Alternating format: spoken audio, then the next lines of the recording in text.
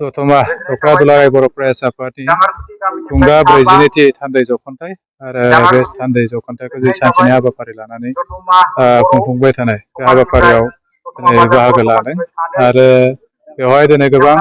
जे दतमा हालामनि दिनै दतमा दख'र दुलाराय बर' फरायसा आफादनि बारग' दैदेनगिरिफोर आरो लोगोसे बे ओनसोलनि समाज सिबियारि फोरोंगुरु आरो रायजो राजाखौ लानानै जि सावरायनाय बे सावरायनाय हाबाफारिया दख'र आफादआ दिनै लाबाय थादों आरो बेजों जोंहा गोबां बिथिङाव सावरायनांगौ दङ आरो गोबां बिथिङाव जे रायजो राजाफोरखौ मिथिहोनांगौबो दङ दिनै जे जोंनि सोलोंथाइ बिथिङा दिनै सोलोंथाइनि जेंनाया दिनैबो जोबाखै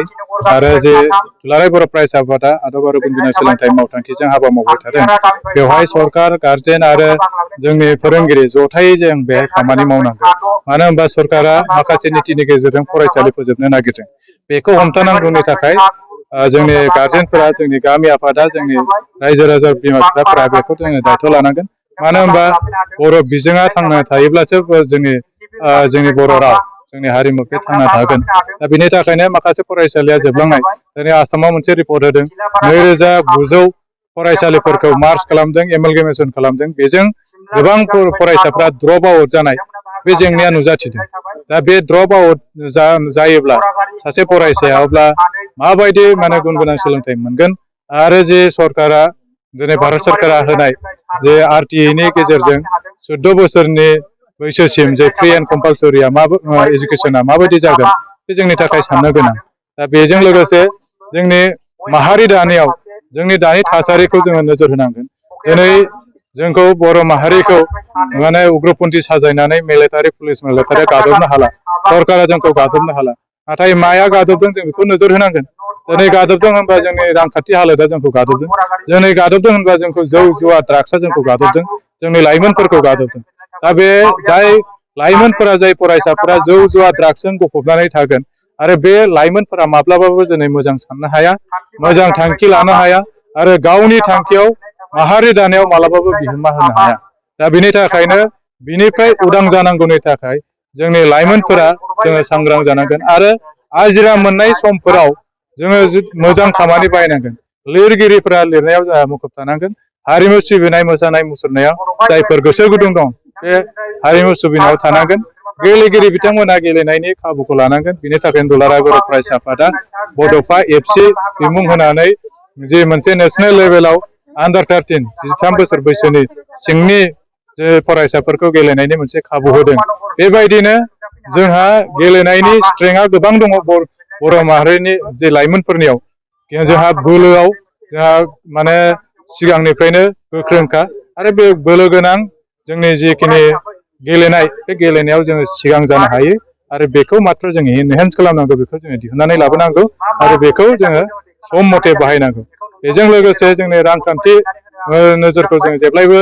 नोजोर होलांनांगोन रांखान्थिया जोङो दिनैसिमबो जौगानो हायाखै जोंनि ओनसोलफोरा रांखान्थि हालोदाव दिनैसिमबो गोग्लैसोनाय आरो बेवहाय जोंनि वर्क कालचारा थानांगोन जोंनि हाबा हारिमुआ थानांगोन जोंनि माने ओरैनो गोलैना थानाय हा सोन गोलैना थानायफोरखौ जों बाहायनो रोंनांगोन गुबुन हारिया जेरै दखलासे हायावनो बायदि रोखोम आबाद मावनानै जेरै रांखान्थि खामायदों रांखावरि खामायदों बेबायदि हुदाखौ जोंबो एसे सोलोंनानै साइन्टिफिक दिगाव जोङो खामानि मावनो हानांगोन बेखौनो जोङो सावरायलायनानै गामि आफादखौ जोङो खावलायदों जोंनि जेफोर गोसो गुदुं आबादारि बिथांमोनखौ जों खावलायदों आरो बेबायदिनो जोङो समाजाव लोगोसे माने गुबुंले थासारिखौ जों फोजोबनांगोन आरो गुबैयै जोङो ST होनो नागिरनायाव जायफोर माने नैबे समाव ST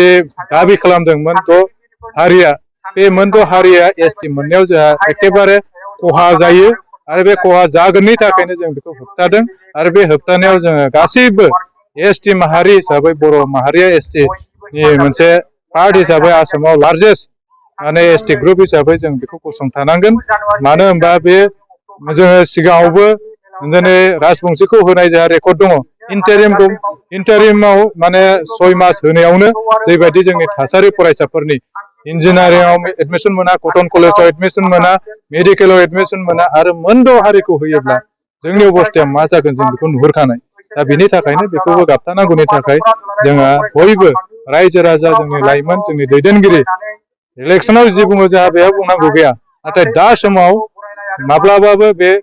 माने होनायनि जाहाथे फेभाराव थाया सरकारा बेखिनिखौ जाहाथे नोजोर होगोन बेखिनिखौ जों खावलायगोन। खुलुमबाय। एबसुनि संबिजिरनि खान्थि बायदियै 1 बोसोरै थान्दै जख'न्थायखौ दलादेबि दालाइसा दुलाराय बर' फरायसा आफादनि बेंखनाव थानाय सानदरफारा गामिनि गेवलां गेलेग्रा फोथाराव सानसेनि हाबाफारि लानानै मोनसे गाजा गोमजायै मोनसे थान्दै जख'न्थाय हाबाफारिखौ लानाय जादों।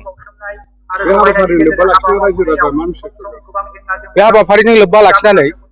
रायजो राजाफोरनो जोङो दख'र आफादनिफ्राय बेखौनो मेसेज होनो सानदों दि बर' हारिनि थामोनथा रैखाथिनि थाखाय जोङो दुलाराय बर' फरायसा आफादनि मोनफ्रोमबो हाबाफारियाव रायजो राजाफोरनि अरायबो हेफाजाब आरो मदद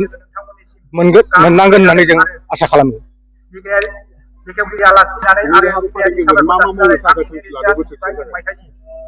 बे हाबाफारिनि गेजेरजों जोङो दुलाराय बर' फरायसा आफादनि संबिजिरनि खान्थि बायदियै